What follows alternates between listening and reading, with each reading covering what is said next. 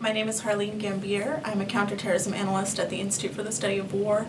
ISW is an open source intelligence organization that focuses on conflict zones in the Middle East and beyond.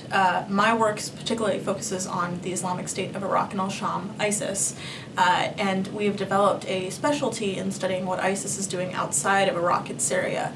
So in what we call ISIS's near abroad, which is the Middle East, North Africa, and Central Asia, and then the far abroad, which is the wider world.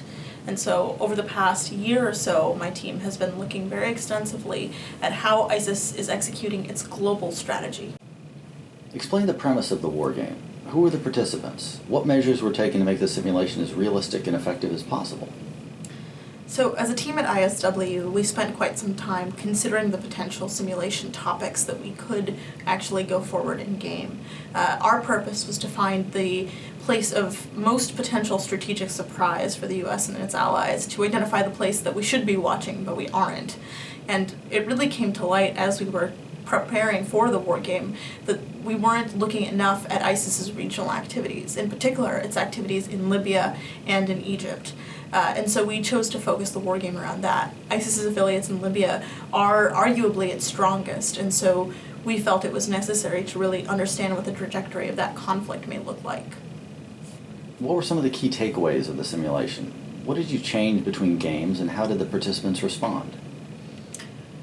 I think overall we found that the United States was not prepared to conceive of the fight against ISIS in a global manner, which is something that needs to be addressed, and the war game really helped to bring that to light because we saw the difficulty that the US had in coordinating fights outside of Iraq and Syria, not only with its allies externally, but also internally amongst its own military combatant commands and its own administration's agencies. And so part of the value of the war game was figuring out exactly where those tension points were so that we could draw them out and help inform the policy community about the different pitfalls and opportunities that they needed to watch out for. Harleen, what were the main differences you saw between games 1 and 2? So the first game focused primarily upon ISIS in Libya and Egypt, which are arguably its most powerful regional affiliates.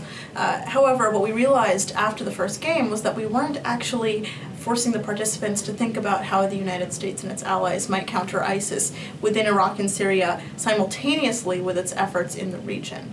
And so in the second game, we also folded in an understanding of what ISIS's campaigns were within Iraq and Syria. And it was much, much more difficult for the participants to handle that simultaneous reality in the way that ISIS is actually forcing them to in the real world.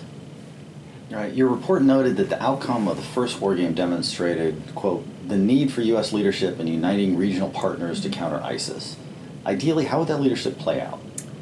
Well, I think the thing that we've seen as important is that the United States is executing a partner-based strategy in the Middle East.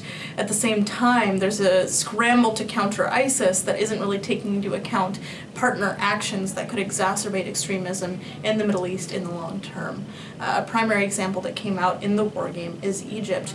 The United States leaned heavily on Egypt as a partner in the fight against ISIS in Libya during the war game, but really failed to make sure that the Egyptian player in the game was executing those counterterrorism operations in a way that ensured long-term stability. I think that's just one example of a broader trend, which is that the United States actually needs to be setting the terms for what a regional counter-ISIS strategy would look like.